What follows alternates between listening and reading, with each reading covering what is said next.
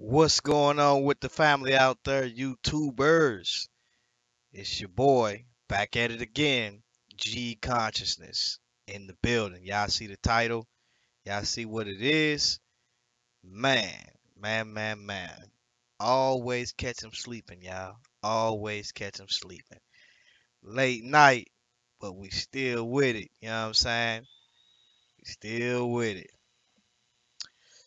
What we gonna do tonight? Let's see if let's see if we got the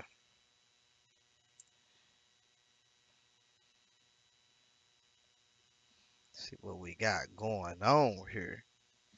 What's the deal?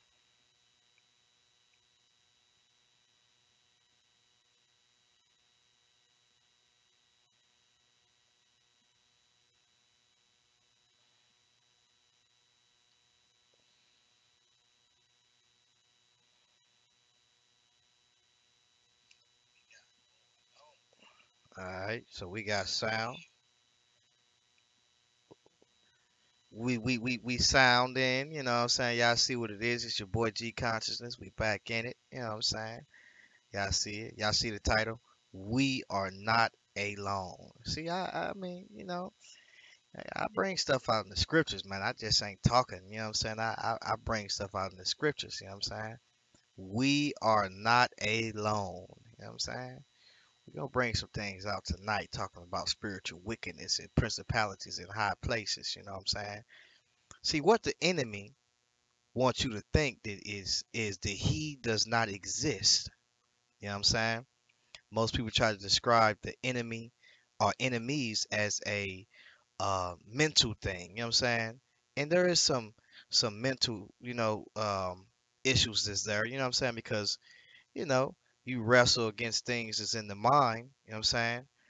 But you got to understand that we do have a enemy and enemies. And so you got to know that.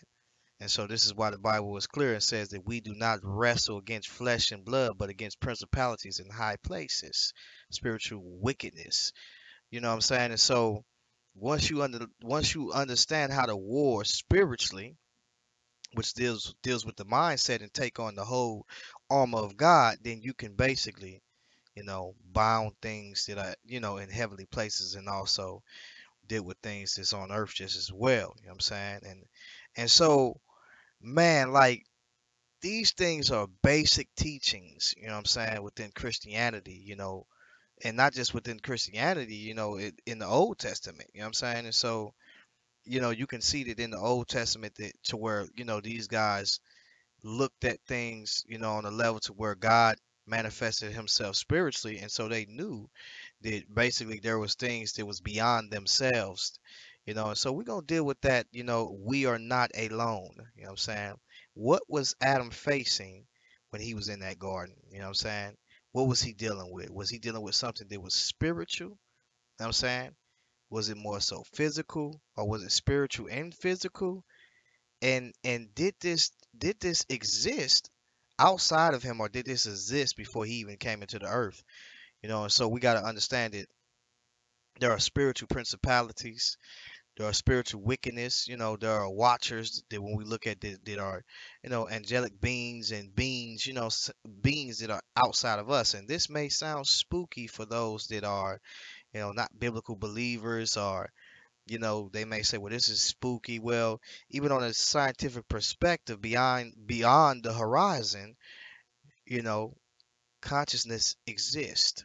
You know what I'm saying? So when we talk about laws and laws of physics and different things like that, these things exist, what I'm saying, in the world, and therefore we see that these laws were put there for a reason, what I'm saying, on why things don't crash into each other, and if it do crash into each other, what I'm saying, what took place for that to happen is the, and we see that there is definitely entropy that's in the system. And so, man, let me check my chat room and see to call out the family, you know what I'm saying? And let's go in and get it in.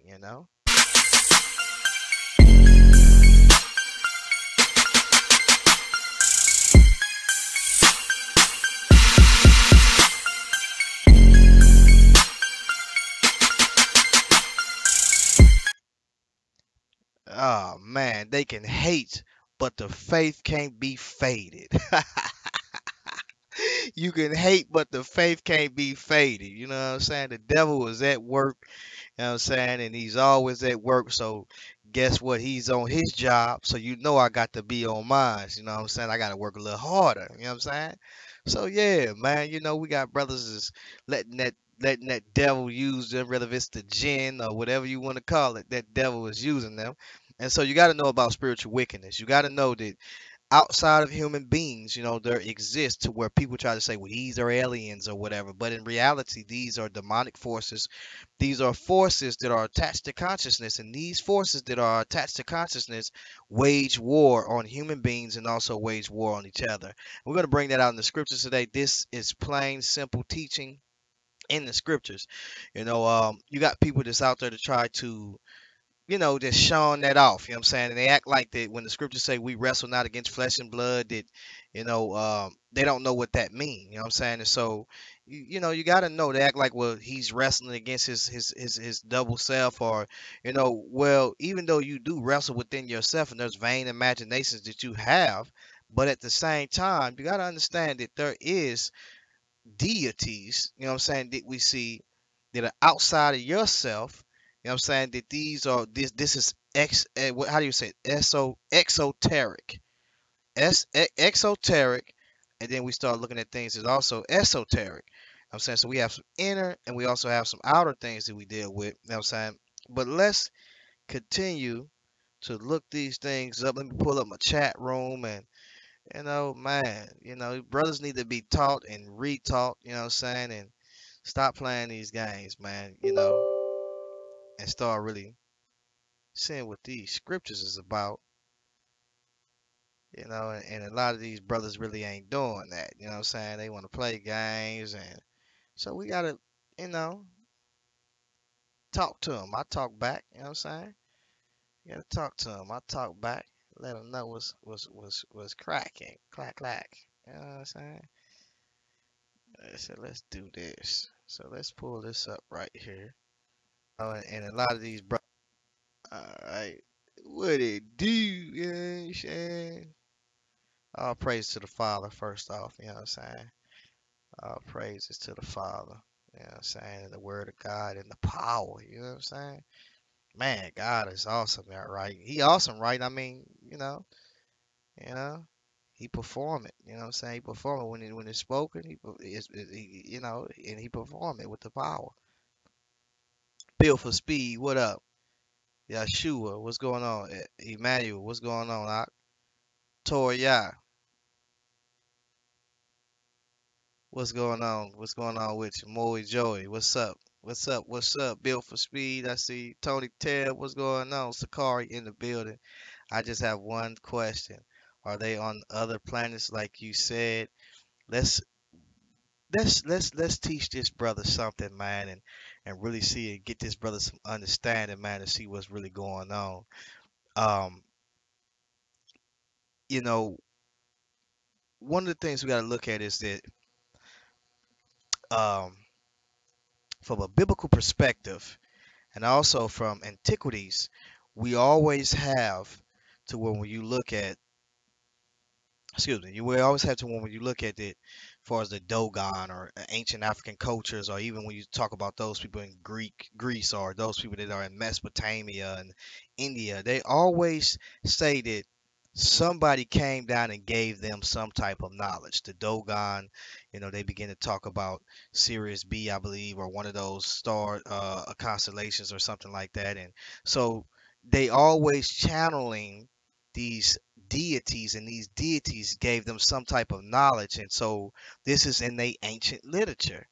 And so when we start to look at what's really going on here, why are they saying these things? Why would they say that somebody came down from the sky and gave them this information?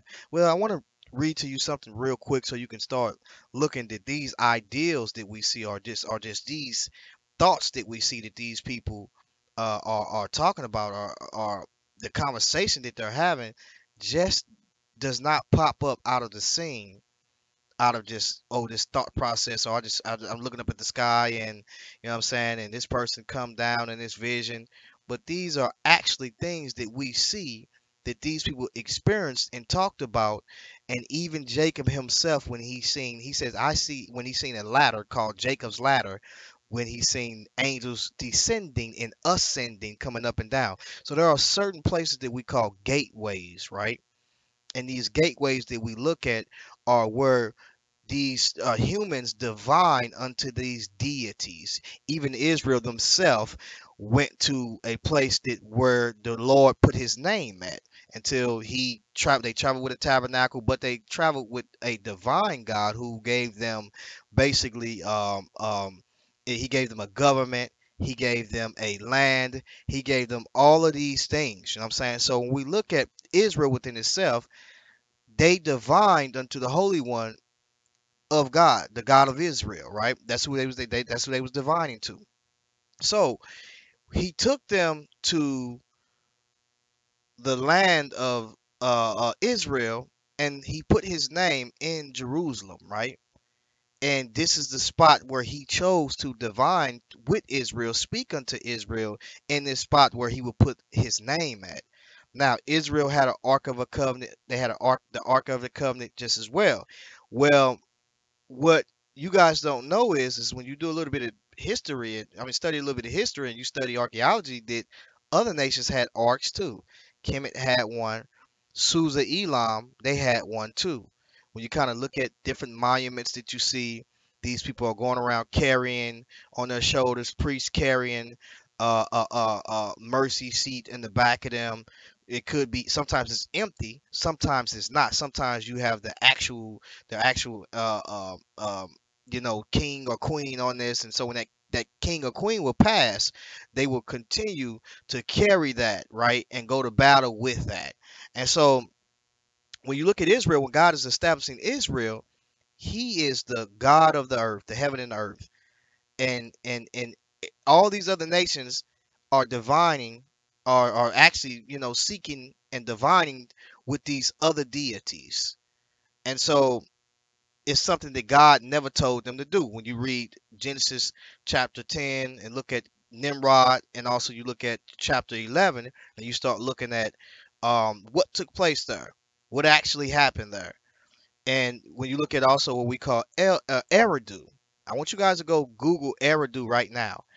And when you look at what what was said in the King's List concerning also Eridu, concerning this place where the gods came down in Eridu and set up the first kingdom. Well, in the Bible, it actually says that there was a kingdom that was set up with the Tower of Babel.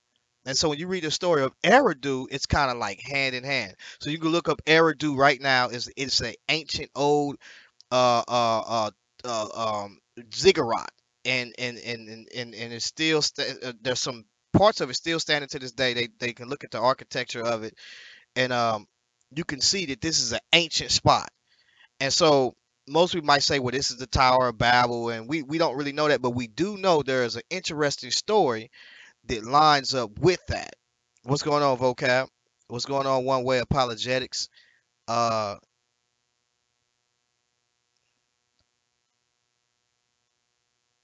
Now, one of the things is this is when you look at I want to show you guys something so you can understand to where when you read Isaiah, we're going to get off to Isaiah 40 and 22. I want to show you to where the God made this solar system, he made the universe to be inhabited, right? Before God made this earth, before he made us, there was the angels in Job 38 and 5 rejoiced when the earth, or when the foundations of the earth was made. They rejoiced in that. So when they rejoiced in that, that means that they, as being the host of heaven, right, seeing that the earth was made. Now, when you look at Revelation chapter 12, it says, rejoice ye, are those that are in heaven, right? Are in the heavens. Well, let's jump over to uh well, Cal, you know what's going on, man. What's going on with you? Okay, so let's jump up and when I say beings, Now, when I say beings, because watch the slickness with these guys out here to try to be slick. You know what I'm saying? When you say people, then you correct yourself and you say, I'm sorry, I mean beings, because sometimes we can get what we see today as material people or natural people mistaken with what when we say beings. And what I mean by beings is spiritual beings. You know what I'm saying? Something that exists that is outside of the body or outside of the natural world. You know what I'm saying? And so this is what I mean when I say beings. And so it's not good to use people because people might think, well, this is actual people or this is, you know what I'm saying, there's people on other planets or no, we're talking about beings that exist, and to the average person, that don't read the Bible, they may say, well, this is spooky stuff. You know what I'm saying? Because they don't believe in spirituality. And so when we start looking at spirituality, we believe in spirituality because we know that the things that are visible and invisible may be invisible to you because you're probably blind to see it. We seen in the text of the Bible where um, one of the prophets is told, I believe it's Eliah or Elisha, he's told to open up the eyes. He told the Lord to open up the eyes of one of the men that was sitting with him when they was surrounding a city, right? And I believe it was the city of Israel, and he says, or it was maybe the city of the Assyria or the Assyrians, and he said, Lord, I pray that you open up his eyes. Because at that time he was blind, he couldn't see. And he said, when he opened up his eyes, he said, open up his eyes that he may see what I see. And when he opened up his eyes, guess what he's saying? He's saying something that was out of the norm, something that was not what he was seeing, which is in the natural state, but he was seeing something in a spiritual realm, in this realm that we see, or this dimension that we see was a dimension where there was angelic beings, and they was ready to get busy, ready to war. You know what I'm saying? Ready to strike down natural beings. So there's an interaction between the spirit realm and also the physical realm. And so when you look at it, we as individuals, we are spiritual and we are also housed in a material body. So when you look at it, there's how do you say it, a merging between what is spiritual and also what is natural. And so we seen that. And so there was some type of contact there because he was shown something that was basically in the spiritual realm and his eyes was open to that.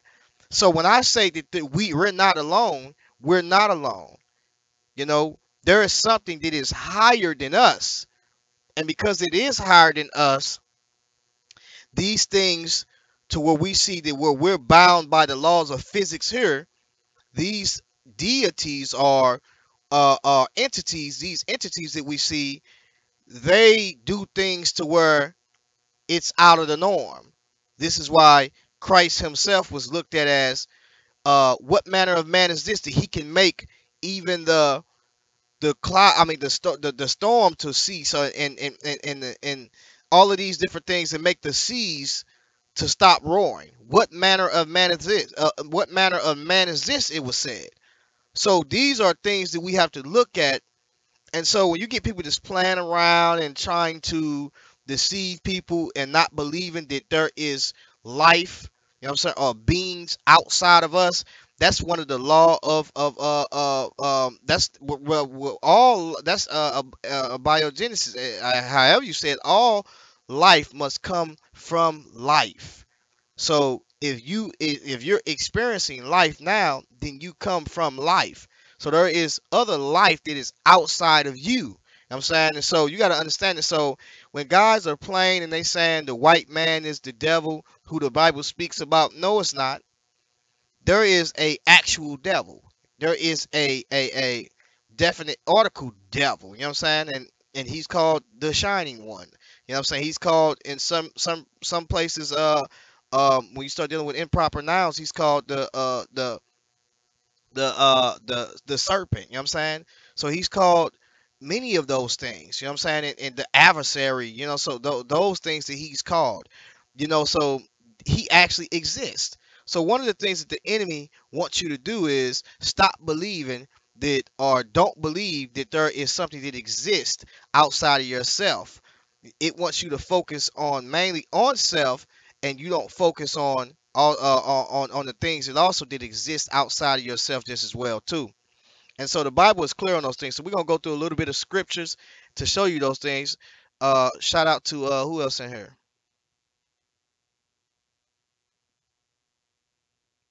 Um, One Way Apologetics. Remy, what's going on, brother? Let's see. Now, let's look at something.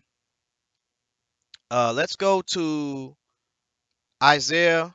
Let's go to Isaiah 40 and 22.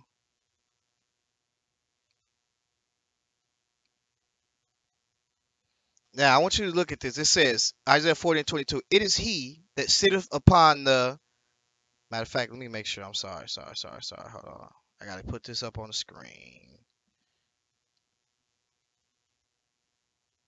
All right, cool. Now, let's look at Isaiah 40 and 2. It says, let's get this out the way right here. It says, go up a little bit more. It is he that sitteth upon the circle of the earth, and the inhabitants thereof are as grasshoppers, that stretcheth out the heavens as a curtain, and spreadeth them out as a tent to dwell therein. So the heavens that we see is as has been stretched out as a curtain, right? Expansion, to expand or extend, and spread them out as a tent to be dwelled in. So in the heavenly realms, there are principalities, there are spiritual beings that dwell in those realms. We're gonna prove that because we prove it here. We get to the scriptures. And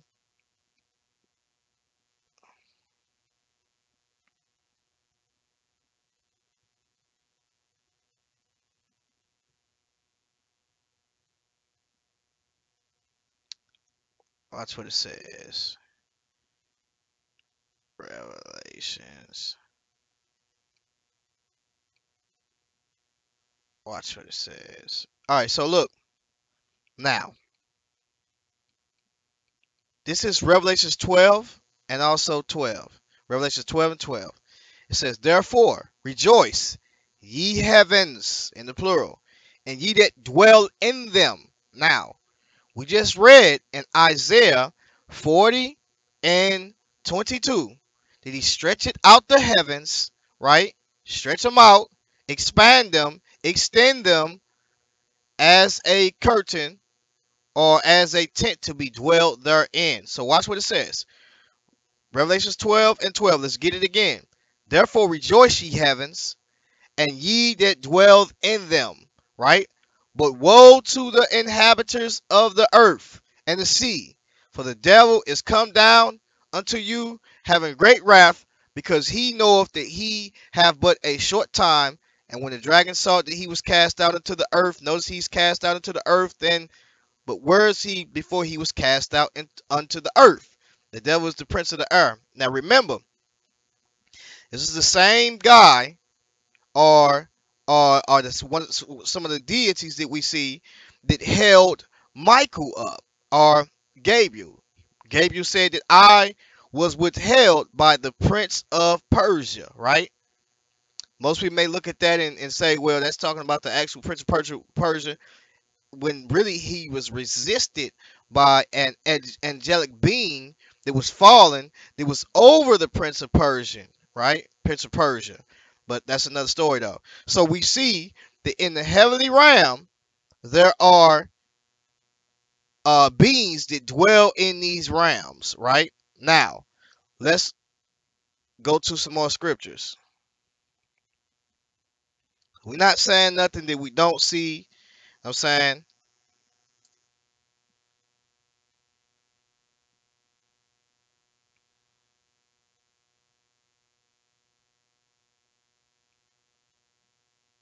let's go to Ephesians chapter 6.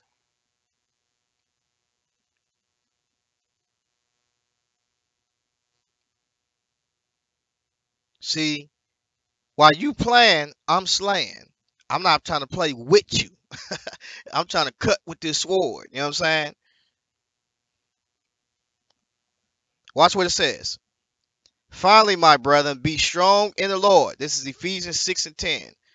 Be strong in the Lord and in the power of his might. Put on the whole armor of God, that ye may be able to stand against the wiles of the devil. For we wrestle not against flesh and blood. Watch what it says. We don't wrestle against flesh and blood. Our war is not with this. You got to learn how to war in the spirit, right? You got to learn how to war in the spirit. It's the battle of the mind, right? The battle that's in the spirit because it's mentally, which is spiritually, before it's revealed in the natural world. So if your thinking is thinking, then it's going to be manifested in the natural world. Now, there is a vice versa to that because you can be harmed naturally and allow it to damage you spiritually. That's why you have to walk by the spirit, man.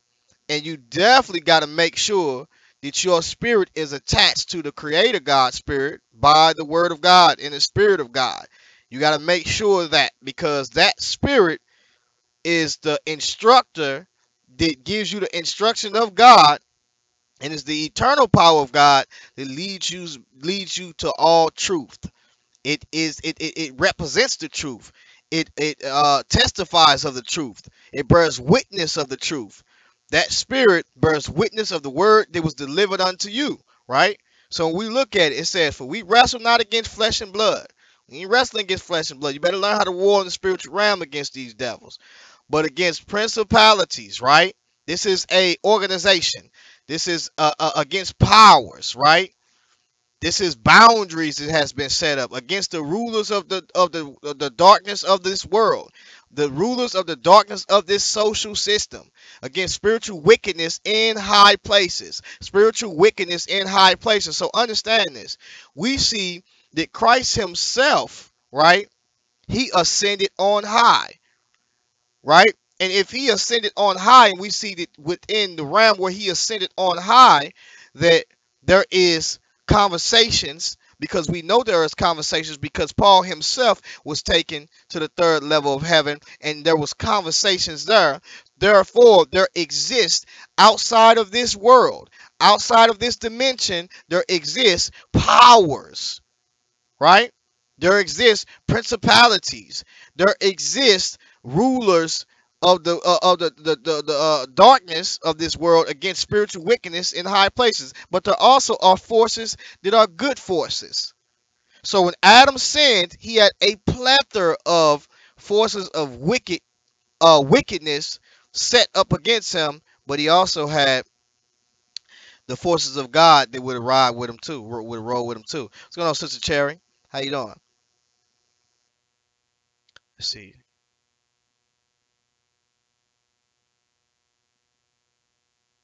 Definitely, Satan was definitely cast out of heaven, but he still has access to heaven. Yeah, he definitely was cast out of heaven, but he still has access to heaven, Remy, and we know that because we see it in the scriptures. Um, um, Whether or not if it's Satan or if it's just adversaries in general, they definitely still have access to heaven.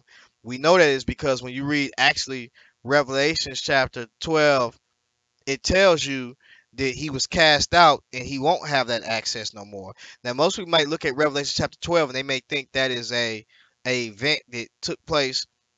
That's the event that took place in the past that Jesus was talking about, but that actually is a future event.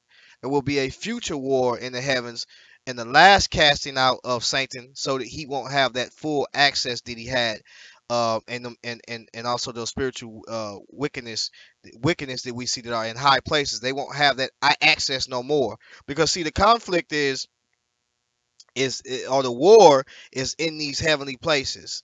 You know, I don't, I don't necessarily hold this, this book, I don't hold it to be, what do you say? I don't hold it to be scripture or canon, but it does say some things in like the Book of Enoch. It say some things in it that bears witness to what the Bible is saying concerning um how these angelic beings that fell taught men a lot of things, and we call these doctrines of devils basically.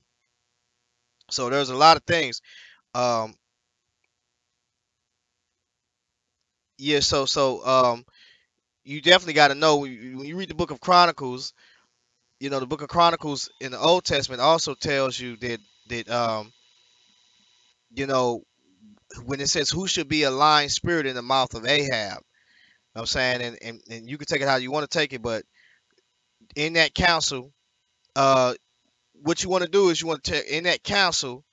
There is a council, and in that council, we believe that that was not no pure angelic being, because no pure angelic being would have said, "I'm just gonna go forth. I'm gonna be a lion spirit." You know what I'm saying, what that really is dealing with is that, you know, when men get to the point to where they won't receive God, to where they just rebellious, we see that God will allow a lying spirit that's within that council, because remember they go to accuse you before God. They are accusing you before God. Well, in the middle of the week, when you start looking at Revelations, there is a how do you say it, a profession that Satan will be cast down and have no dominion, right? Have no more access. I'm sorry, he will have no more access to that realm of heaven. So we got to understand that this is basically what this is talking about. So just to bring that out, you know what I'm saying, when you talk about spiritual wickedness in high places. And so when it says 13, it says, "Wherefore take unto you the whole armor of God, that ye may be able to withstand the evil day, and having done all, to stand. Stand therefore, having your loins girded about with the truth." Now, another proof of that is this: is when Christ was told. Matter of fact, let's go to it. Let's go to it. Let's go to it.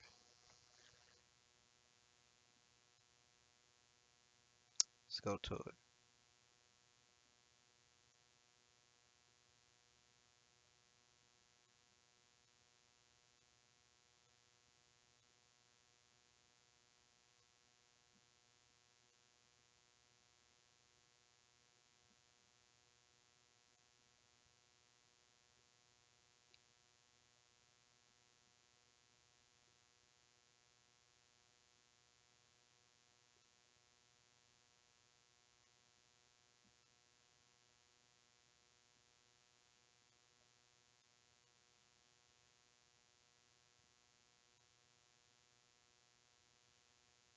Let's go to Colossians 1 and 18.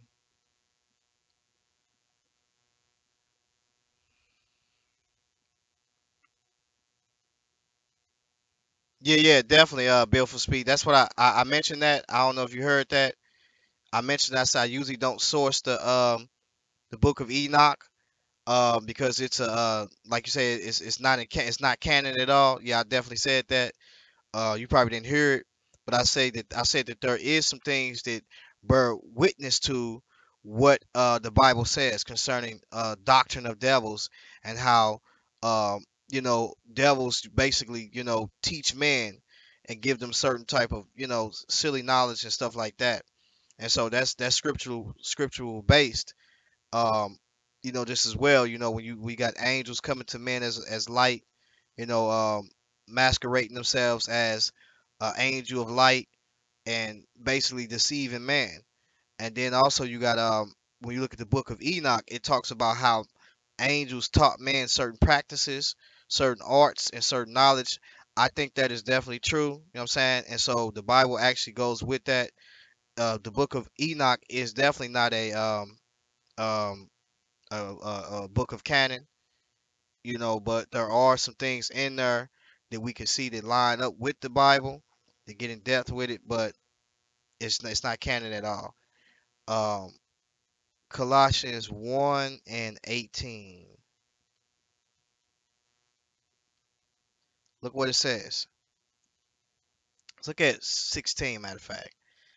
It says, "For by him were all things created that are in heaven, that are in earth, visible and invisible, whether they be thrones or dominions." Notice it says thrones or dominions or principalities or powers. All things was created by him. Now, you see what it says?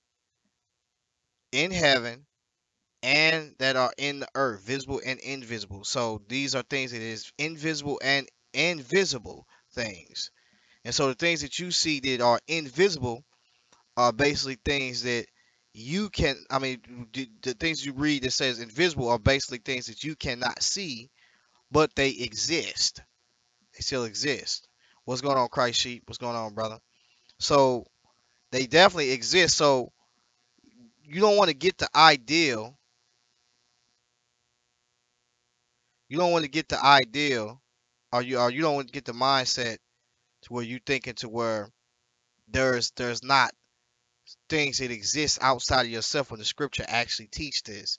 And so you might have men call you, oh, he's foolish, or he's retarded, or he's you might have men to try to say, oh, he's spooky, because you got the conscious community, they will say that all day long. Well, he's spooky, but when you start really digging off into their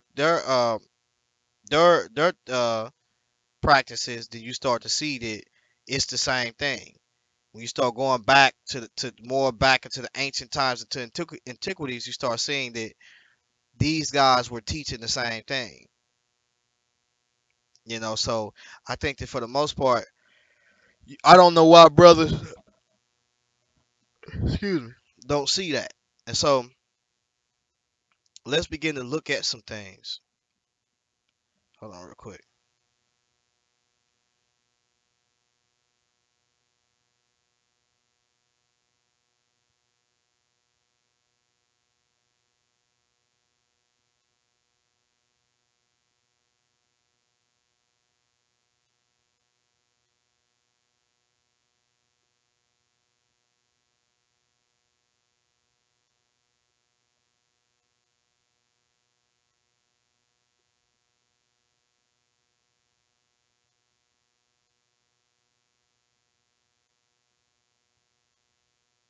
Let's look at Acts 7 and 43.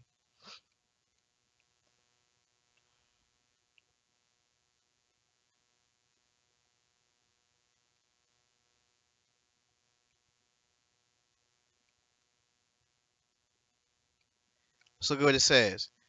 It says, "Yea, this is yea, ye took up the tabernacle of Moloch and the star of your god Remphan, figures which ye made to worship them, and I will carry ye away beyond Babylon."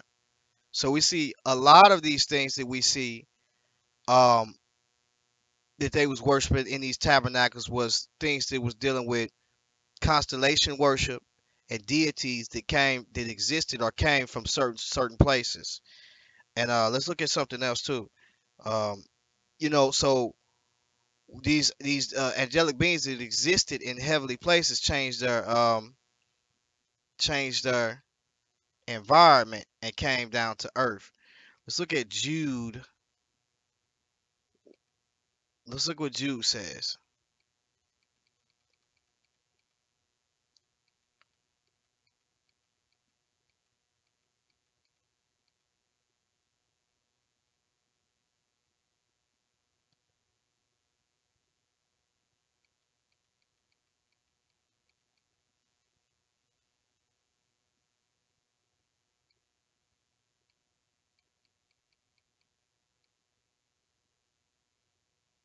Yeah, I'm sleepy for real. Where's it at?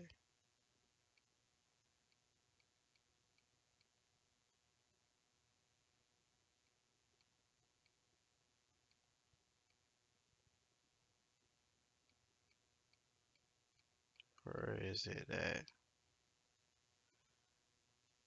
Scroll up a little bit more.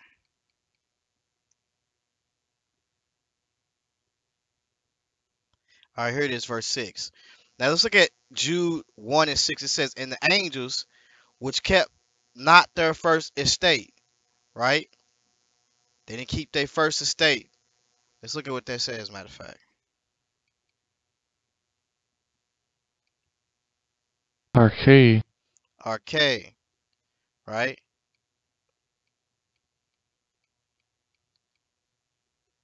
It says place or rank, beginning, corner, first estate, magistrate, power, principality, principal, rule, right?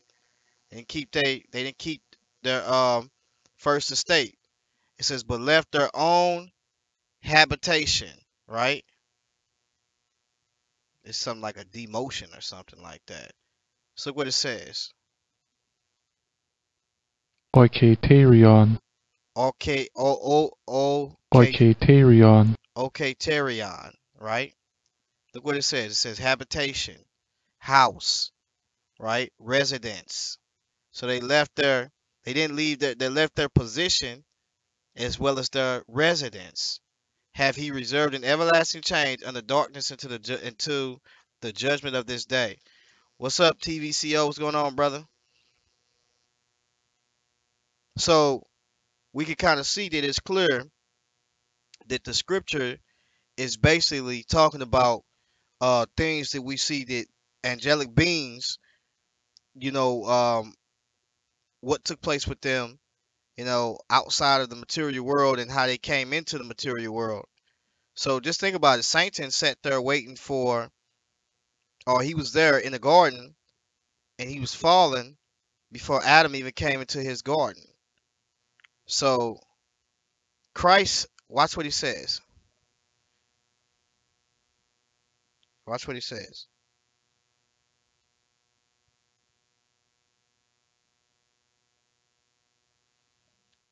Let's look at Luke 10 and 18.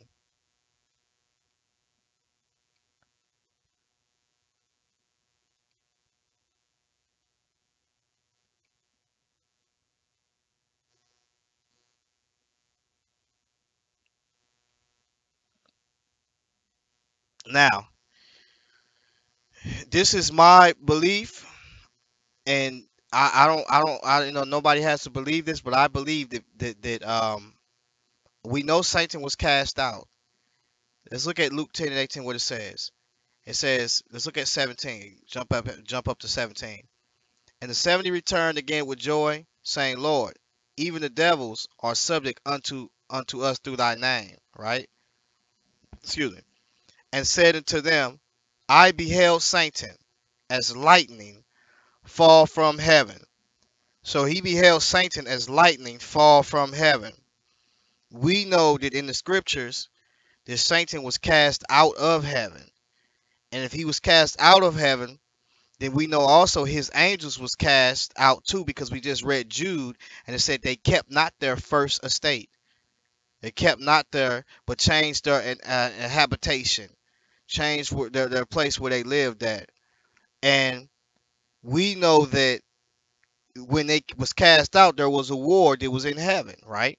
I beheld Satan as lightning fall from heaven. Behold, I have given unto you power to tread on serpents and scorpions and over all the power of the enemy, right? Nothing shall by any means hurt you, right? Notwithstanding, and this rejoice not that the spirits are subject unto you, but rather rejoice. So he's saying that the spirits are subject unto you, but rather rejoice because your names are written in heaven. So there is definitely spirits that exist outside of you that are beings, and they are enemies because Christ said he has given them the power or given us the power over the enemy. He said we wrestle not against flesh and blood, but against principalities, spiritual thrones and dominions, spiritual wickedness in high places. And so this is where, the battle takes place, the struggle, and these struggles are between good forces and evil forces as well. This is my theory. This is my theory. My theory is that when we look into the universe and what we understand about this solar system, that there are a lot of solar systems. Not just one, two. There are many of solar systems out there. Scientists have said that there's many of suns. We got people to believe that there, you know what I'm saying, that there is, you know, that there is no planets and stuff like that. But that's cool. That's fine. I'm not gonna get off into all of that or whatever. We'll have time to talk about that. But um, there is there was a war, and so when you look at World War, there's catastrophic things that takes place that comes with war and basically desolation. So when you begin to look at what we see in the heavenly places, like they say that Venus was a twin of Earth, but why is it not a twin of Earth anymore? And so it seems to me that something took place that was in those places, and whatever took place that was in those places caused a mass destruction. And it looks like that even with we're passing through those things. We're passing through the very time of that destruction. You know, I believe that when you see meteors and stuff like that, and uh, uh, asteroids, or this is something that took place in the past, probably dealing with that destruction, or it could be also dealing with that destruction that deals with Noah's flood. I subscribe also to the what is it, the hydroplate theory, and so you might want to look that up by Walt Brown. And so I subscribe to that. I believe that we're passing through debris that took place during Noah's flood because of the fountains of the deep, which caused forced certain crust of the earth and to get outside of this atmosphere, and we're basically passing through that and with that mass destruction that took place. And so you guys can check it out on your own time. But I believe that there was some type of war prior to man coming to the earth that caused that very catastrophic events that took place, Saint and them being cast down, and and also hell being prepared for Satan and his angels. Is, you know, why was it prepared in the earth? You know what I'm saying? You know, why was it prepared there in the earth? You know, there's a reason for all of these things, and so we have to look at that. You know, you're right. The foundation, the katabo, like I don't know how to say it, but I know that's Greek for um what is, I think, to overthrow, or uh something, or to destroy, something like that. So definitely. Uh thus Satan can only present himself to God when summoned. Now I don't know about that.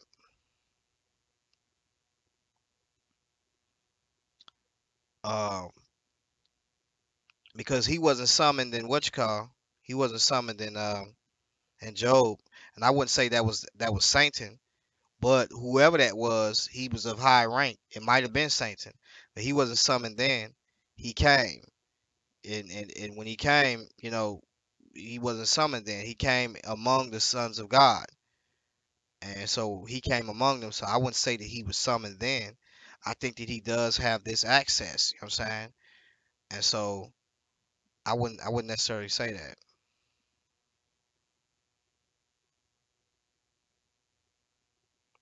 Right, I agree with that, Remy. You know what I'm saying? But if you notice, all that is kind of like after Satan is cast out of the heavens from having access to the heavens. And so that is really the mystery of the seventh trumpet that blows. It says the kingdom of of this world has become the kingdom of our lords. And so that's the mystery in Revelation chapter 11 up under the seventh trumpet. And so we have some I think what's called parenthetical um, passages that mentions those things. Man, I'm tired. Yeah, I think that that's Sanctum too. You know what I'm saying? And if you want to check out some of that, you know, there is some stuff that we see that is, you know, um,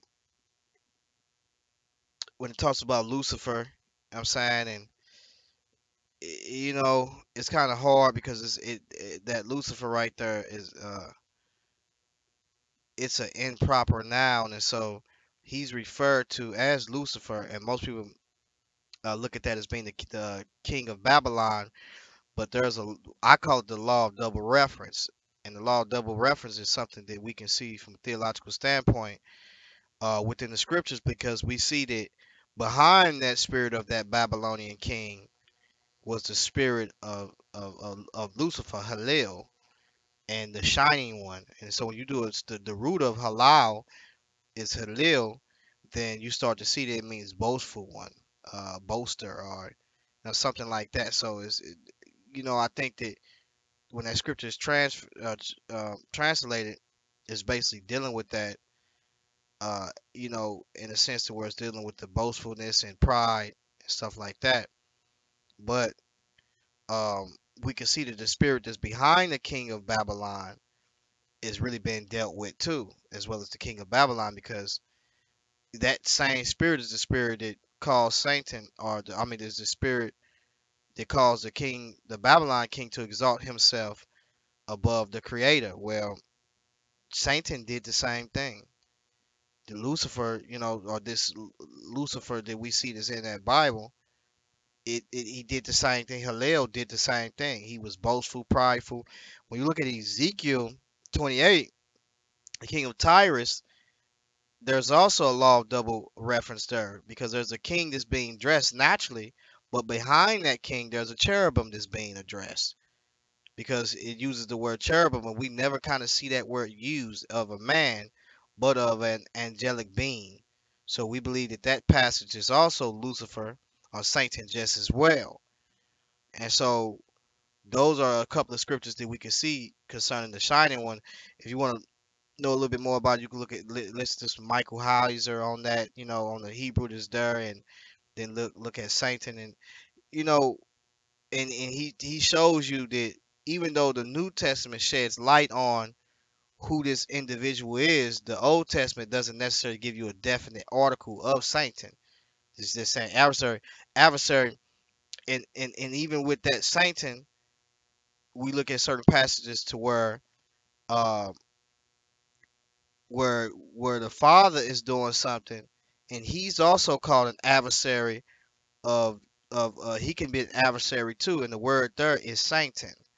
So it's just like you got to look at it and really break it down and determine what is what, and then when you go to the New Testament and shed light on it, because it's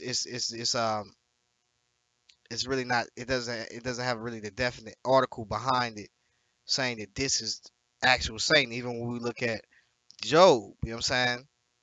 So keep that in mind, you know, with that, you know, you can check out some Michael Heiser on that. He go in a little bit, going a lot on that. Um, but for the most part, there is uh spiritual wickedness that's in high places. There is spiritual wickedness this you know that's there.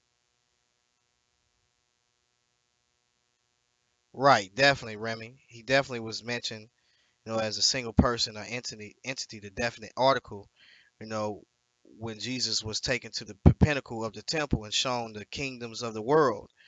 So that's definitely correct. So the New Testament shed light on that character that was in the Old Testament. The Old Testament is kind of vague about it, and really, to be honest, you know, it's kind of get weird. It kind of seems like that you know that when you start talking to Jews about Satan, you know, they have these weird, they have this like this mindset to where, you know, there is no Satan, or there is no definite article because of what we see in the Old Testament. But when you read the New Testament, you know that there's this individual that is there. There is no, you know, they have this mindset that everything is just inner you, and the struggle is really in you. When you start looking at certain literature, you know, you like, nah, you know what I'm saying? When you start looking at certain Jewish thoughts and stuff like that. But for the most part, uh, um, the scriptures teach that. And so when you start looking at what the Sakari sect is teaching, they'll tell you that there is no hell. Well, even in the natural world, there is a place for those that are doing wickedness. It's called prison. I'm saying being confined. Now, even though the justice system a lot of times do a lot of silly stuff and don't uphold the law like they should, and doing bonds and all types of wickedness that they doing, and ain't the government system is foul, but at the same time, in the natural world, when you got people that don't want to line up, they bond, they held, they're confined. Where it's the same in the spiritual world. Those that are, because we are eternal spirit beings, and so there is a place to where you will be confined if God by his foreknowledge see that you're going to eternally sin. You're just eternally sinning. And so if you're going to eternally sin and you're going to do it because you don't want to change yourself, then there's an eternal place for you. You know what I'm saying? And so when you got these brothers teaching that there is no hell, um, all these foul teachings that they're picking up are teachings that stem from, a lot of the Jews. When you start looking at their literature, there's a lot of stuff that they wrote. Now that's not all Jews, but they kind of go that route. And so when you start talking to people that deal with the Old Testament, you'll kind of see that they saying the same thing, whether if they black Jews or white Jews or whatever the case may be. And so when you start looking at what these guys are dealing with, far as the Sakari sect and One West. What's going on, brother Greenlight? These guys are taking it on another level to where it's pure wickedness. You know what I'm saying? And so, like I told the brother, you get to a point to where you kind of embarrassing yourself because you're not bringing out no scriptures, and then you don't know the simple things, but you say you're an Israelite.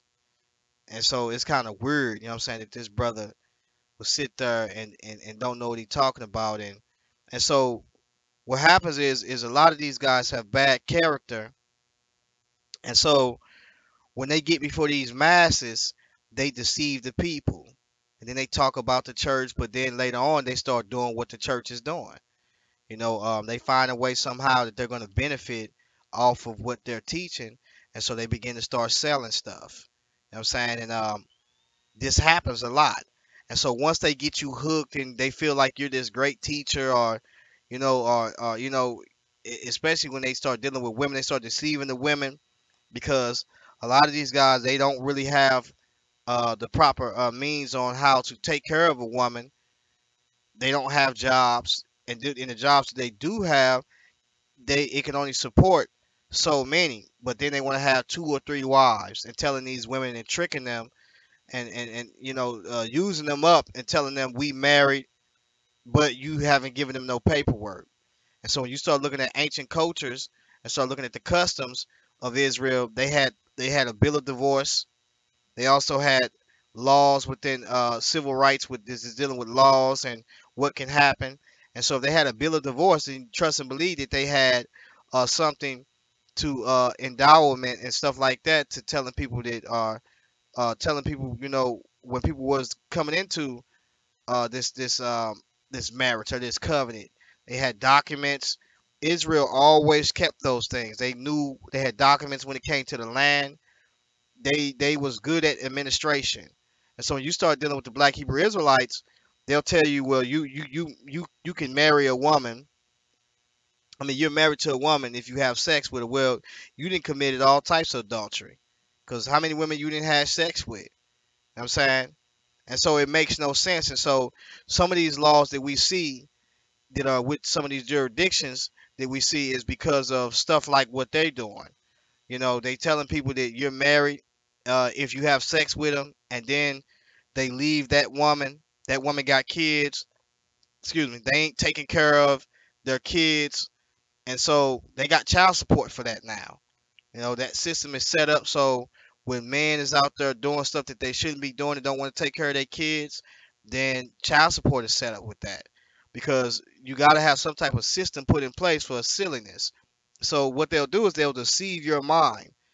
They got women that thinking, oh, I'm having sex with you, that's good enough. But if you're a woman and you're out there, and that's some of the things we're gonna have to start talking about too, the things that are being taught within the One West camps regarding marriage. They think marriage is just sex. Well, just in that case, you're in adultery because you didn't sex a lot of women. I'm saying, and therefore you continue to sex different women and telling them that you're married to them because you're having sex with them. So this is just really ridiculous. And they teach the doctrine of voluntary bondage, like the brother said. So all of this is stuff that they use because they know women love a man that can teach. And so if they see that a man can teach, it don't even have to be things that are things that are true. It can be false doctrines, which they teach a lot of false doctrines. They teach about spaceships. These brothers teach about reincarnation, and they teach about a lot of other things. It's just pure ridiculous. You know what I'm saying? And so when women hear that stuff, and then they teach about basically a lot of racist thing, racism. Uh, you know, And so when you're dealing with a time to where racism is being spreaded through the streets, the media is spreading it through the streets because they want this contention, they want this strife, they want ethnicities to rise up against ethnicities. If you look at it, that is one of the signs that Christ talked about. He says, ethnicities or nations should rise up against nations. That word there is ethnos that comes from ethnicity, or I mean ethnos, and from that comes ethnicities. And so they they they want they want you to rise up against each other because that's what what I'm saying the demonic forces are doing basically. And so these guys they encourage that, they encourage wickedness, they have bad character.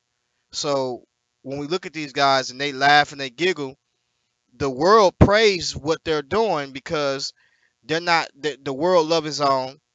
These people are not teaching change. That's why when you look at Deacon Haha, not Deacon Hakah, his name is Deacon Haha now.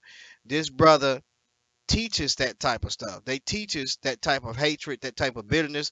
They're not doing nothing different than what the world is doing. They are operating in the worldly spirit in a worldly manner. And so when you got the masses eating it up, and their main victims is women, because women sitting up there thinking these are men of the Lord, because until they actually get involved in this situation, they start realizing these dudes do not know how to take care of women. They're not capable of taking care of two women in the first place. A lot of these women, uh, uh um that we see that they go and get and make them or have them to get food stamps or welfare and stuff like that, you know um because they're not working. And so if they're not working, one of the ways that they support themselves is by laying up under that woman. And that woman, she has may have a job, but at the same time she's getting food stamps. And so then they go and prey on a lot of women. They got Section 8. You know what I'm saying? So then also, not only do they do that, they also prey on women, prey on their followers. You start noticing they start putting that donation button out, or they selling stuff start selling stuff as simple as like prayer cloths and handkerchiefs and head rags and stuff like that, beard oil, all of these things. The reason why they're doing these things is because this is how they support themselves so they can keep supposedly teaching in the ministry. This is what the things that they do. Why they go out there on the corners and cuss white people out. They notice they don't do that in the hood. They don't go talking to the Africans saying, y'all sold us, we hate you, y'all gonna be our slaves. But they go out there to the white man all day long. So it's kind of weird. And so um these are the very things that they do. You know what I'm saying? And so you can kind of tell the signs of these false, just like when you look in the church. Anybody like Benny Hinn, he's slapping people down with coats and stuff and always are asking for two offerings during the service. These are men that we see that is full of wickedness. Israel had that bad doing it. Israel would tell people to bring extra meat, extra tithes, extra offerings, all of these different things. Give us more. You seen what happened in the book of Samuel. Samuel. So these are the very things that they do. So when you look at these guys, that's what we see. And so, you know, when you got brothers that's out here teaching, and so the church is really, we have to step our game up. We got to definitely step our game up. Everything we do, we have to do it better, and we have to work harder, because the enemy is full time at work. It shouldn't be that you got, brothers and sisters that come and they they watch the shows, and I definitely appreciate brothers watching the shows, but they never sharing the gospel. They never sharing the shows, never hitting the button or sharing it on their pages. And so what they do is they come and they get fed, but they not sharing it. So when you go into a good church, they always teach you, you just don't come and hear the word. We want you to come and hear the word, but you need to be reaching out and bringing people to come and hear the word too. And so one of the things that we see with these camps, that's what they good at doing. They good at spreading the word. We don't do that. We don't do that. That's why if you ever see me, when I got time, if I see somebody doing something, I'm always putting they shows on the or spreading it. Especially when I know that they teaching and they good people to sit up under. I always put they shows on the board on my Facebook page. Sometimes you'll see, well, you definitely gonna see it on my Facebook page when I got time to do it. A lot of these guys, they don't do that.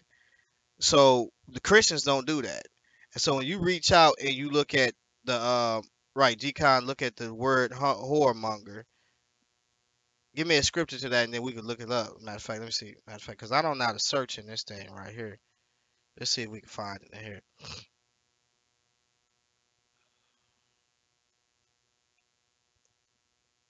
But give me a scripture to that. We'll look it up. And so we don't do that as believers, but they do that. And so what they do is they get this massive crowd, and they do it by way of this internet and going out on these streets. And they do it and they prey on people's emotions, because they going up to people telling them, man of God, you know you're an Israelite, and the Bible talks about you, man of Judah, or this and that, or what nation. They'll ask you, what nationality are you? What nationality is your father? Oh, you what's called, then you in this book, come and look at you in this book, this and that. And so when people read in the book and they say, well, I'm in the Bible, well, we all are in the Bible. But when you read and you say that I'm in the Bible, and then you know they put you in this position to where you feel like you're this choice person, which we are all, called, you know what I'm saying? But the thing about it is, you know um will you be the chosen? In other words, will you believe? I'm saying, will you come in the right manner, of way, and will you be chosen? And so that's the thing about it. I think that for the most part, people, they they allow I mean they sit up there and they listen to a lot of this mess that these guys spew out, and they have masses. That's why if you looked at the first thing Deacon Akai said was, "Oh, you ain't popping," or he said that because we got more views, and they got a lot of views. That's because they work harder than Christians. They spread the word rapidly. You know what I'm saying, and they know that they're taught to do this. Well, Christians are falling away. They lazy.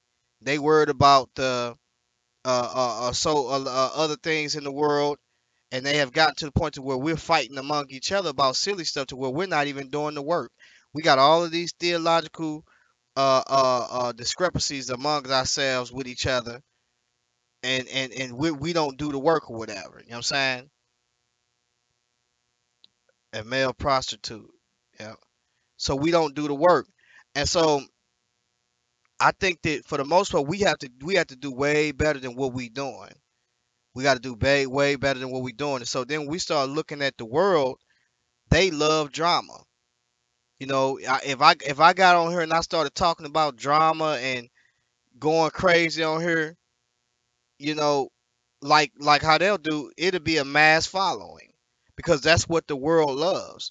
But when a person get on here and they start talking about righteousness and different things, some of us Christian apologists, the ones that's out here in the field, we can't even get Christians to support us, because the first thing they'll start saying is, "Oh man, you ain't supposed to be debating the scriptures and saying this all types of stuff that you just looking like you don't even, you when it comes to the scriptures, like you don't even know what's going on when it comes to these scriptures, let alone. And so you got your input on something, but or they'll say, well, you need to do this or you need to do that. So I think that for the most part, you know, we really just really got to work a little bit harder than what we do. Like if you see me, I be working. Like I work and be driving this truck. I be all over America, but you see that I find time to make sure I'm reading my word. So once I read that word, guess what? I can tell y'all what I read today. You know what I'm saying? Or if it's a discussion I want to bring out, I can tell y'all about the discussion.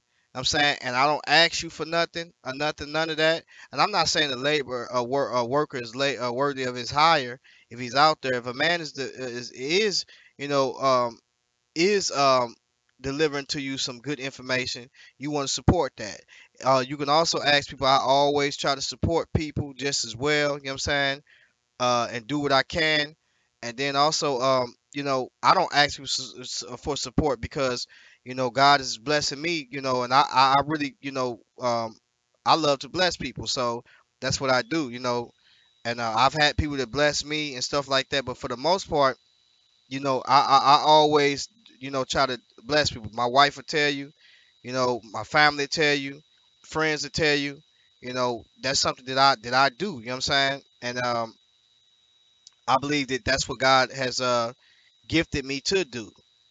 And so I always ask God when somebody always asks me, what do I want them to pray for? You know what I'm saying?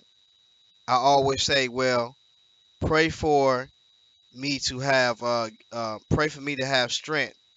I'm saying to get wealth, and pray to God keep me wealthy, give me strength to get. I mean, keep me healthy. I'm sorry, keep me healthy so I can get strength to get wealth. You know what I'm saying? Because it says it is the Lord your God that giveth thee strength to get wealth. Because we could talk all day long, we could pray just as well, but we gotta definitely make sure that if a person come and asks you for something and they don't have it, and you know that these persons are genuine persons, then you have to be you got to be willing to give something. You can't just say I'm gonna pray for you and then you got it in your pocket but you can't give it. And sometimes it is a sacrifice, and sometimes it's not really a sacrifice, because when you start looking at it, we do certain things on a daily basis. We go buy stuff, we eat stuff, and some of that stuff, you don't really need that stuff. That's stuff that you want and you lust for, but you don't necessarily need it.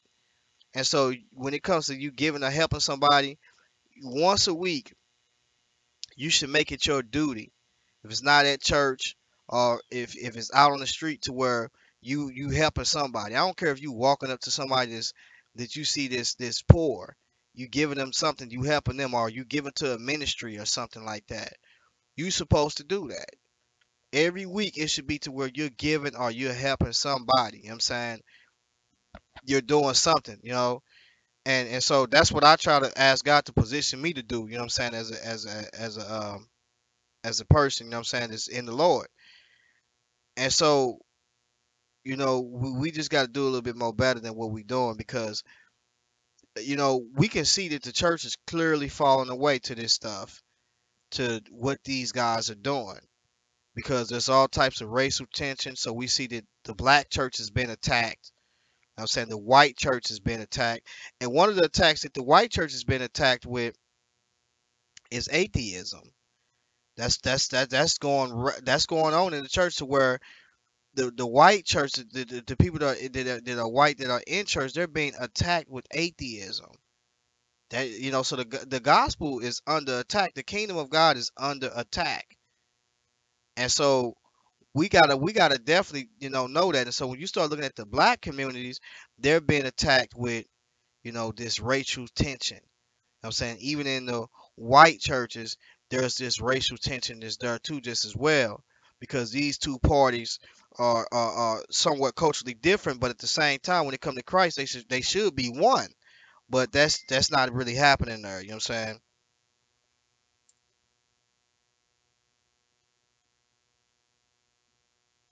That's not really happening there.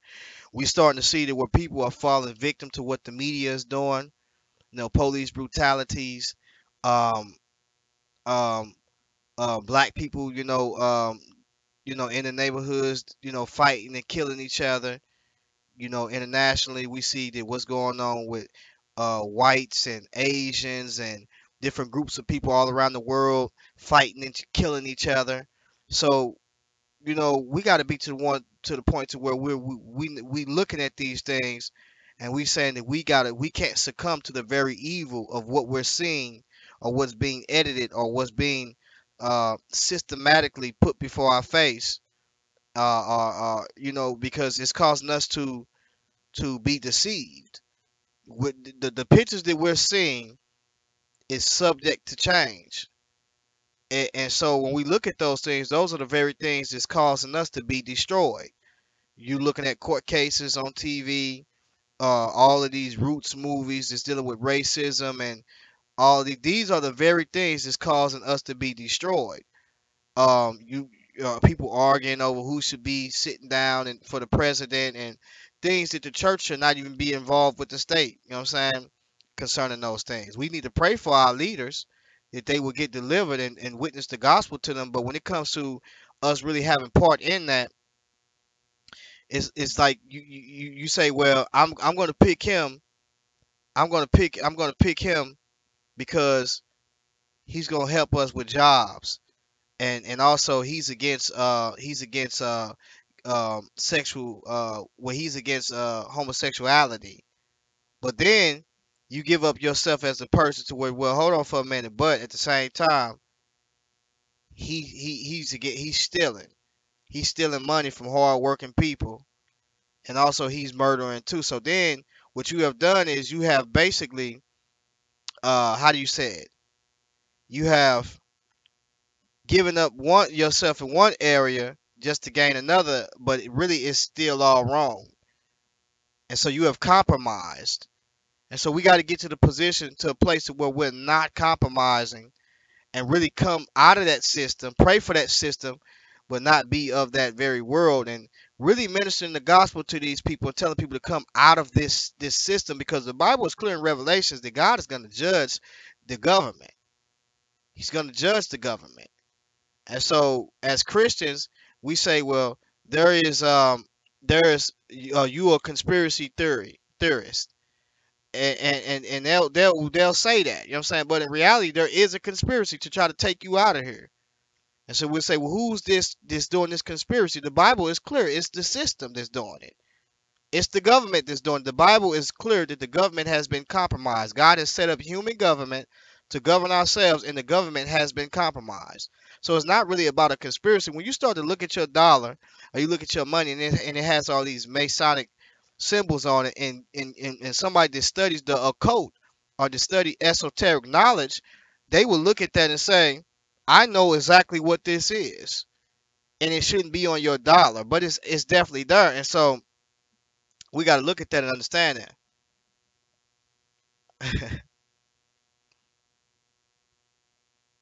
Right, the media fuels of racism. That's why I rarely watch TV. It definitely, because it definitely does that. And so we definitely got to make sure we be careful of those things. And so when you look at it, and and so for people that just coming in, what's going on, brother Ishay? How you doing, brother? For people that just coming in, and Ishay is one of the brothers. He always hit me up and was like, what do you need in prayer and stuff like that. You know what I'm saying? So that's a good brother. You know what I'm saying? And I didn't get to hit him back today because I was busy working with this lady with my taxes and doing a lot of stuff and rolling through these mountains today. But when you look at it, the title is "We Are Not Alone," and one of the reasons why I brought that up is because you got people that's telling you that there is not no type of spiritual deities that's outside of man, or beings. And they'll laugh when you say that there is, and they'll look at it in a sense to where they'll look at it like, well, we looking at it like in a sense to where we believe that there's these Martians or green guys, when there's really not that. There's not that at all. It's really something that we see that is spiritual wickedness of fallen angels, demonic forces, and these chaotic forces that's working against man to destroy them. And so we look at what the media is, we're talking about what the media is. When you look at the educational system, what we're being taught, what's going on in the science community, I'm saying all of these things, what's going on in the media, all of these things where the system has its hand that is things that are destroying us, and it's put there. So when you look at Daniel chapter 7, and it talks about the beast system, and then when you look at Revelations, and it's talking about this beast system, and through this system you can't buy, sell, or trade except you take the mark. This is a conspiracy. This is what the Bible teaches. This is them conspirating on you, basically. And so and so what they use is what we call social science. Social science basically deals with studying man, studying the social system, testing on it, also experimenting on it. And so this is a scientific, this is part of a science. This is in the field of science, social science is. And so when you look at those things, you got to understand that those very things is exactly Yeshua Emmanuel. Now, one of the people who run the media is the Jews. The Jews actually run the media. And so when you look at it, a lot of them run the media, and I don't find it as far fetched, because when we start looking at in the Old Testament, the Jews did worse than the nations and was leading the nations in wickedness. And God threw them up out of Jerusalem for that, and killed a lot of them for that. And they went into slavery. And so when we look at it, it's nothing different now. It's like you know, to break the bonds of God, and break his cords, the kings of this world are trying to do that. And so with doing that, they're trying to detach themselves from the source, which is the Almighty God and His Word, and His eternal power. And so we definitely need to make sure we be careful on what we're watching, what we allow to get into the gates of our souls. So we talked about gates earlier. We talked about gates also. We talked about places of where you divine at. Places where our ancestors would channel all types of fallen deities, wicked spirits. You know what I'm saying? These are things that they would do to channel these demons, to speak these demons up. And so this is the very thing that God was telling Israel that they should not do. They should not divine into witches, and these are forces that we see, spirits and familiar spirits, and none of those things. But they should basically, He's their Lord, He's their God, you know, and He's the only God. He's the only, the true God. And so even though we see other deities, God is the true God. If anybody has any truth, then it comes from God, because God is truth. You know what I'm saying? He's truth. If you got anything this good, all goodness comes from God. All truth comes from God. He is the source of truth. He is the source of that. And so when we start looking at these different arts that we see, voodoo and what the brother mentioning, and santeria and stuff like that, all of these things that we see is basically, things that we see is things that causes man to be destroyed. These are satanic powers. And so when we start talking about gateways and God, the watchers and stuff like that, you as an individual are a watcher. If you're a believer, you are a watcher. You are told to watch. The people in the Old Testament was watchers, but there is also another force that is opposite of you, that is a watcher just as well too. And so this watcher are watchers that watch for basically the devil. You know what I'm saying? Uh, Forces that oppose you. And so we definitely need to make sure that we understand that there are forces that are opposite of you, that is working against you, that are opposite of God just as well too, that are adversaries. And so when we say that we're not alone, we have to know that. And so you can say, well, this is spookism. Well, if you go back and you study your ancestors, they was offered to spookisms. Most people try to make Egypt as being more so, oh, they was just dealing with natural forces and this and that. No, these people was dealing with deities, nectars, gods, false deities, false judges, false rulers. They was dealing with those things. And so I think that that's something that people should know about. You know, that way you know how to take on the armor of God. You know you're not warring against flesh and blood, but you're warring against these deities or these fallen, the demonic forces.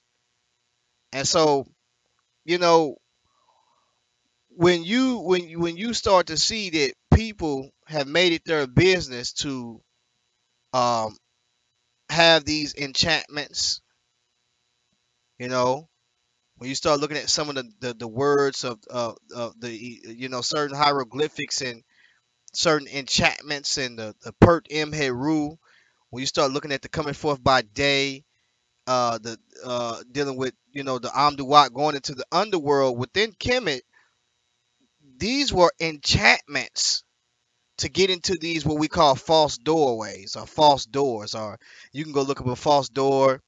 And basically, what it is it's a Serif facade, and in the Serif facade, or which you see with the king, it is a symbol, and this symbol is a doorway, a passageway.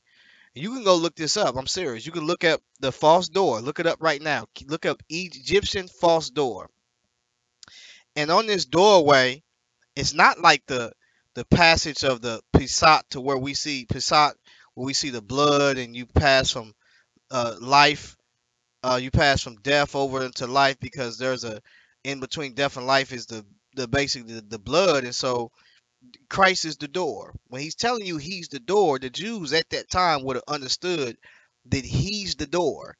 And so when you look at him being the door, and he's telling you that he's the door, then every other door is false. And so anybody that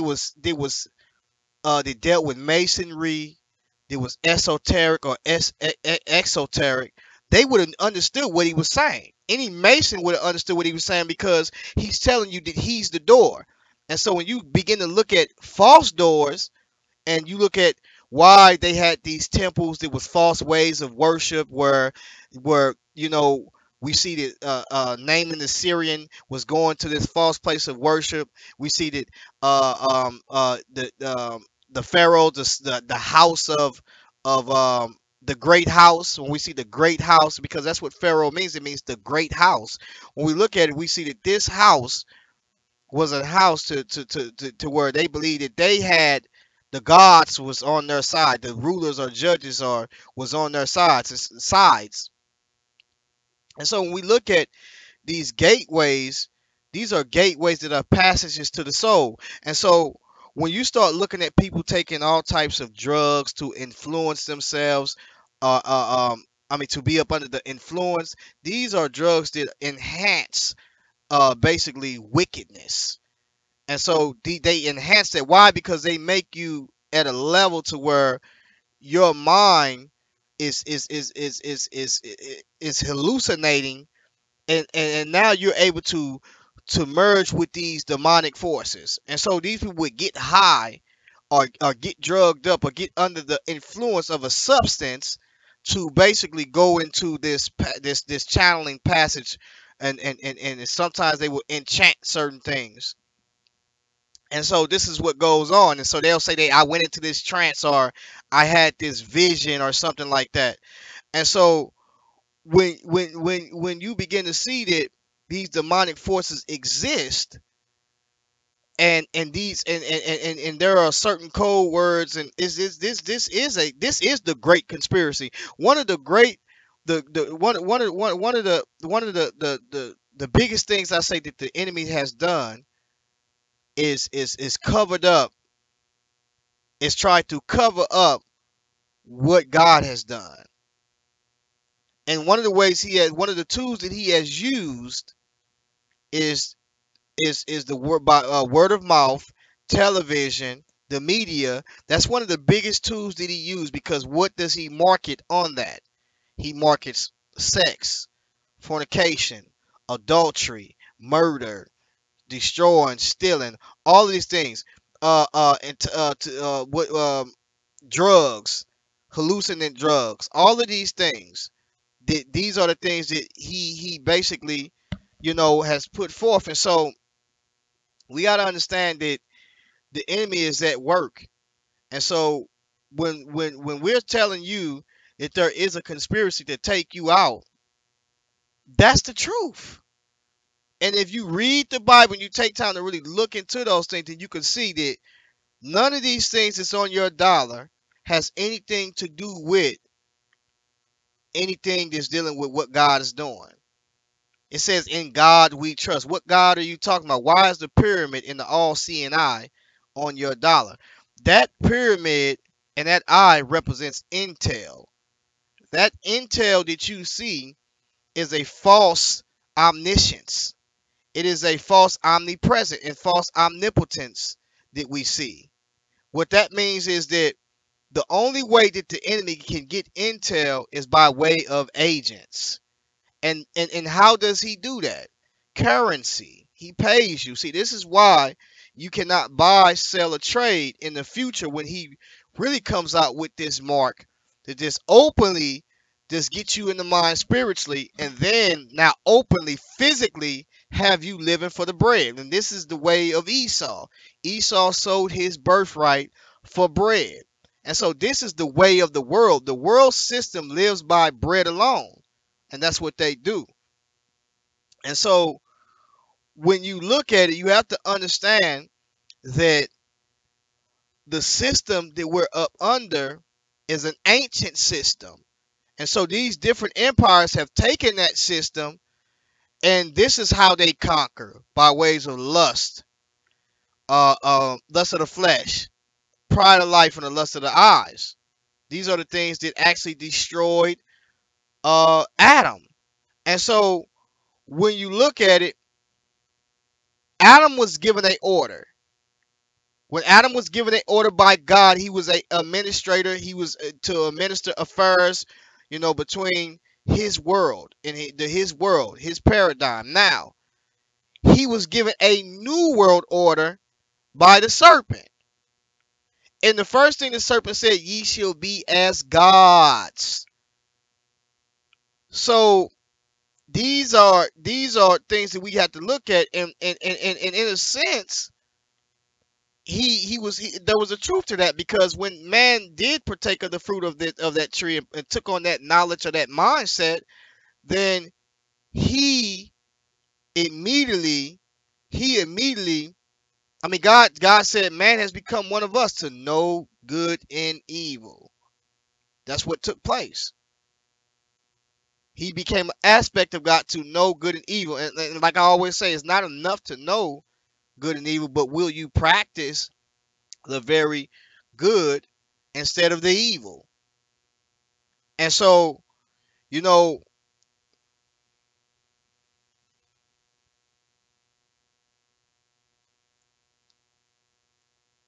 let me see.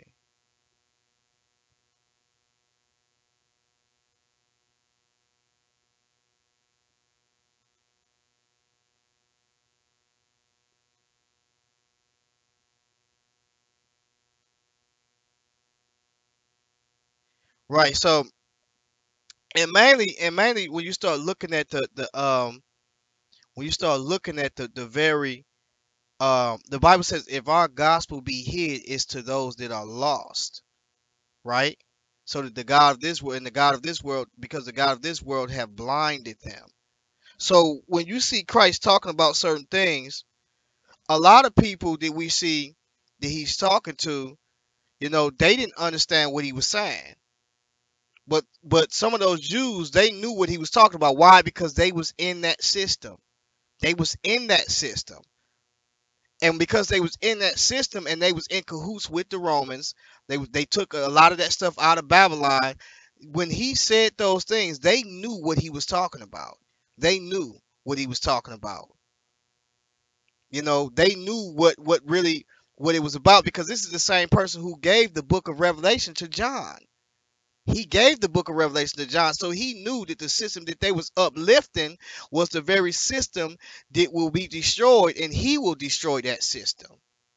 So when we look at what the builders are, what watchers are, when we look at Ezekiel being took by the locks of his head, and he's taken and he goes to the temple, and they're facing the sun with their backs to the temple, and inside of the temple is all types of abominable things offered unto deities that are false. All of these mystery systems that we see are systems that spun out, that came from that Garden of Eden, that that tree of knowledge and good and evil, and it spun out and it spread it. And then when we get to after the flood, because they was destroyed for that type of stuff, we see that the first thing they do is erect a Tower of Babel. And this false religion or secret society that we see, or this fraternal, see, because you got to understand, man became secret with God after he fell. After man fell, that's when they became secret with God.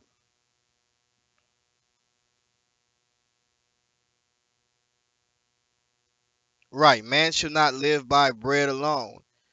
Right. And so when Christ is saying man should not live by bread alone, he's basically telling you that this world is basically living by bread alone.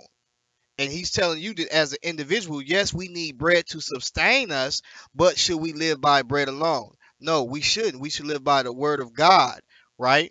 And the word of God is the instructions and on basically how to move about in this world and how to be in harmony with God by way through his spirit and his word, which magnifies God and basically shows us more of God. And so when we look at it, when he's saying man should not live by bread alone, he knows that in the future, men are going to do things for bread alone. The men are going to get rich and die trying. That's what they're going to do. Men are going to save themselves by even taking the mark of the beast, because they're living by bread alone and not by every word that proceedeth out the mouth of God. We see that things that proceed out the mouth of God lead unto eternal life. And so, we got to look at those things. You know what I'm saying? And so, you know, um, there's a lot of things that Christ was telling us about in this system that he was telling us about that's coming. Some of this stuff is already here. When it comes to the your dollar and what's on the dollar, we spend the money, but don't let the money have you. Don't let the money cause you to your lust for that money cause you to be destroyed. Don't because that's what's happening to us. People would do anything for that dollar. And so what's on the dollar is basically something that is that the enemy has come up with, this causing man to be deceived. They're deceived by looking at by some, the practices that we see now. I'm gonna end this, but I'm gonna say this. I want to say this. Now, Nimrod was a mighty hunter, right? And right, Nimrod was a mighty hunter, right? And through Nimrod, his when he hunted, the Bible says that um his it says that he was a mighty hunter before the Lord. Now, when you look at these religious motifs that we see of the mighty hunter motif, you're going to see this called it's called the animal what is it? I'm sorry, it's called the master of animals motif. You can look it up. Type in the master of animals motif, and you might see the kings of Uruk or Iraq or Eric. Eric in the Bible. It's one of the kingdoms that came out from what Nimrod started. Nimrod was a mighty hunter. Now, him as a hunter, he Josephus said that he fortified a lot of cities that was in that vicinity, and he caused a lot of people to basically worship him as a hero because he was hunting animals and he brought bread back unto them, and so he became like this great ruler to them, and his ancestors, which is Cushnem and all of them, they was great hunters. And so Nimrod himself, you know, caused a rebellion. Matter of fact, if you look at his name is Merad in the Hebrew or something like that. It means to rebel. He caused a rebellion. Josephus mentioned some of the things that he said in that rebellion. You can go and look at Josephus, what he says about Nimrod and what the ancestors were saying about Nimrod. And so when you look at that, um, the what he did spread into the world. This is why when you look at the master of animals motif, you're going to see a man grasping lions, or Horus, the Horus, or the horse, the falcon god, or the horse king. He's grasping two necks of snakes and standing on a alligator. These are motifs. These are ancient motifs that we see in Kemet, or you might see in Greek, in Greek, Grecian, the Greeks. You might see them with, or who is Orion or something like that. Something like that. You might see that where he's conquering in this constellation or something like that. Well, this spun from the Tower of Babel. And so this motif went out in all the world. And so what it really means is that to conquer nature, or to master nature. And so in mastering nature, you get the strength of that nature. When you master the beast, you get the strength of that beast. And people look at it, he conquered the lion. He's the Lion King, right? He took the scorpion sting, or he's the scorpion king. He he's the master of fishing or something like that. They always, or it's always this master, or this hunter motif. He's the master of the bull, so therefore he wears the ox, the oxtail, the bull tail. You know what I'm saying? Or he might wear the horns of the ox or something like that, or whatever, the bull or whatever. You know what I'm saying? And so he's this.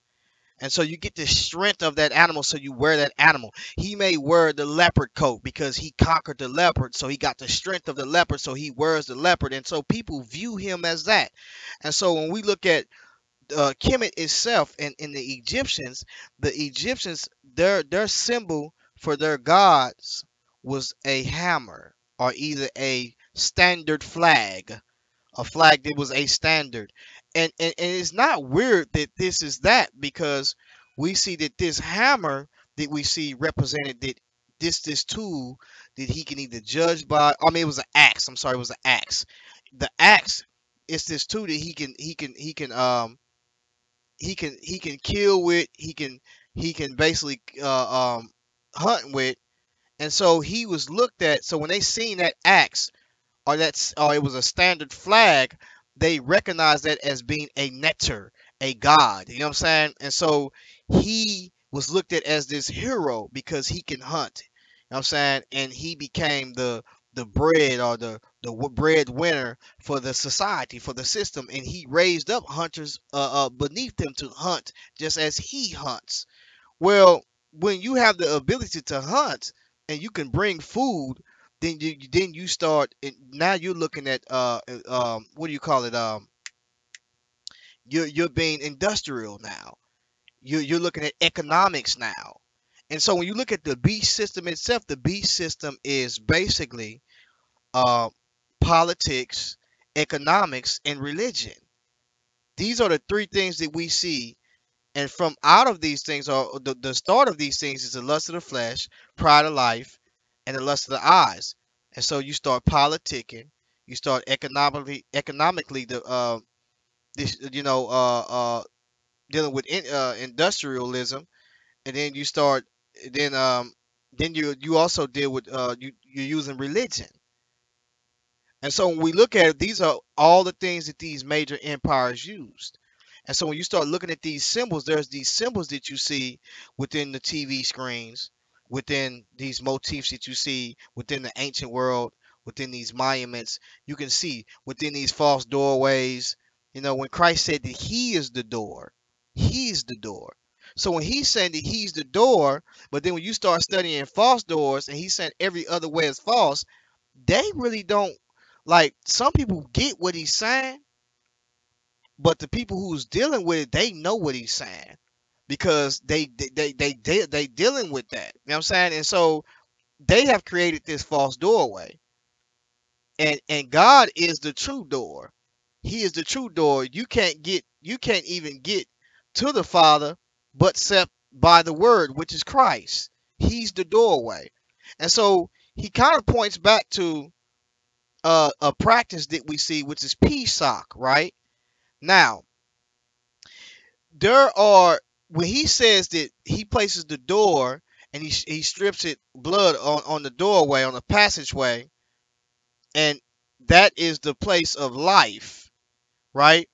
Now, when you start dealing with Susa or Elam, they have the Djed pillar, where you enter into the reeds and enter into the doorway too, which is the Serif facade or the neat facade paneling, which is a door paneling that you go through that causes this rebirth.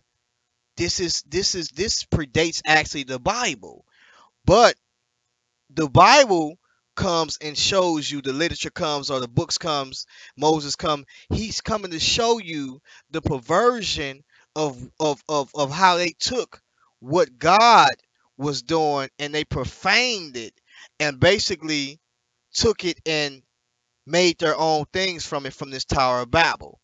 Because this Tower of Babel was basically this place that we see in the Bible that we start looking at where they defy God at, but it was in this certain area. And so when we start looking at some of these teachings or some of these ancient cultures on what they're teaching and look at some of their literature, and then we start looking at the beast system in the Bible, and we start looking at adding up some of the things that we see this in the Bible, there is something that's there that the enemy is doing to cause you to be deceived. It's definitely there. And so as believers, we got to know that this system that is going to fall in the latter days is working overtime to deceive you and to also destroy you. And as believers, we don't watch enough. We just play. We just look at we look at our own little ram and whatever. We do our own little thing, but we never watching it. And so we act like we don't see it. But it's definitely there. It's definitely there. And so we got to understand it is definitely there. So I just wanted to bring some of those things out. And he showed them about their objects of worship through through the plagues. That's definitely true.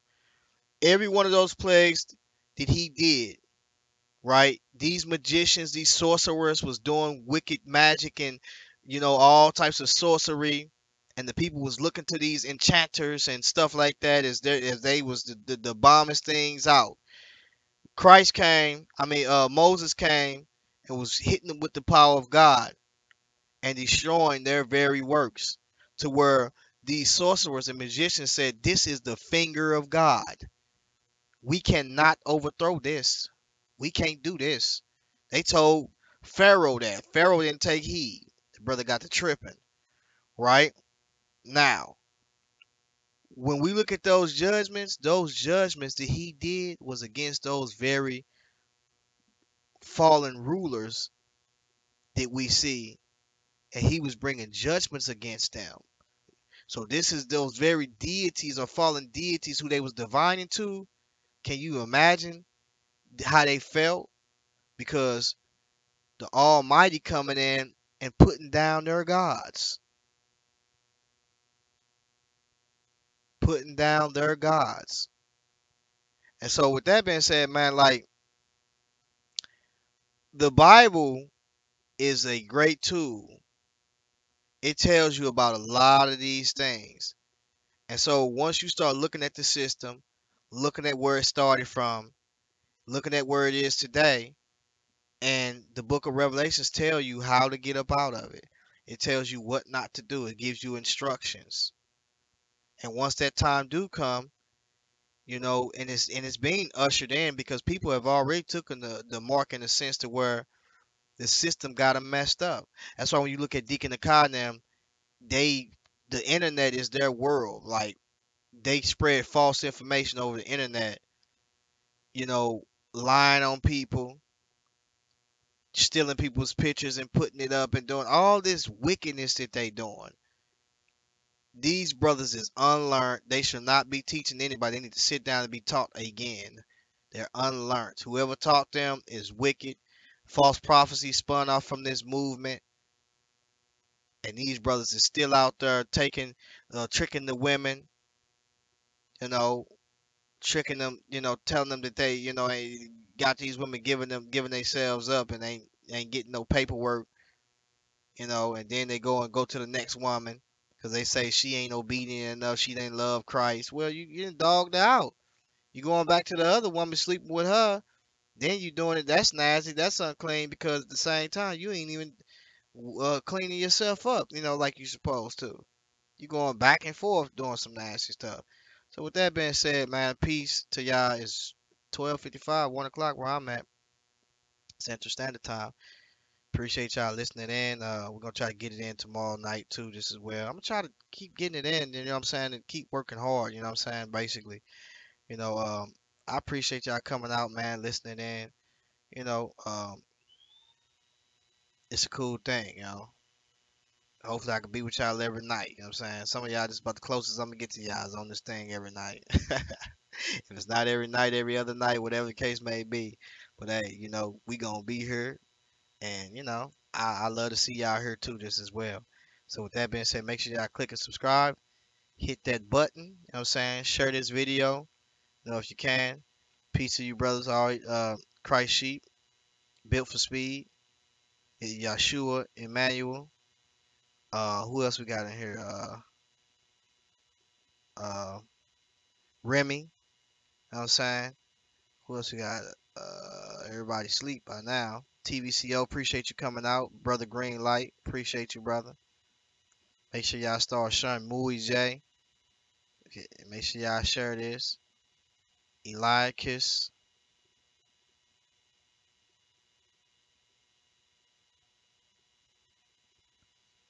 Cherry Love came out.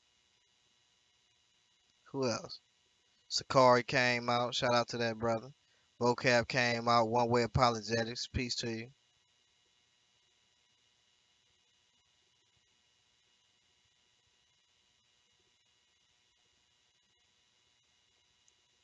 Let's see. Who else we got? Tony Tebb came out. Tori, y'all came out. Appreciate you. That being said, man, I'm out of here, man. Make sure y'all share this. Let's keep building, man. Let's keep building. Also, if y'all want to build, y'all want something to say, you can always come in, just as well. So, just in the chat room, say, hey, brother, you mind if I get in and say a couple of something, whatever? Go ahead, brother. You can come on in or whatever. Or you want to have a discussion about something you feel is important that you want to discuss with me, you can definitely do that. Um, but with that being said, I just want to say peace and blessings to y'all.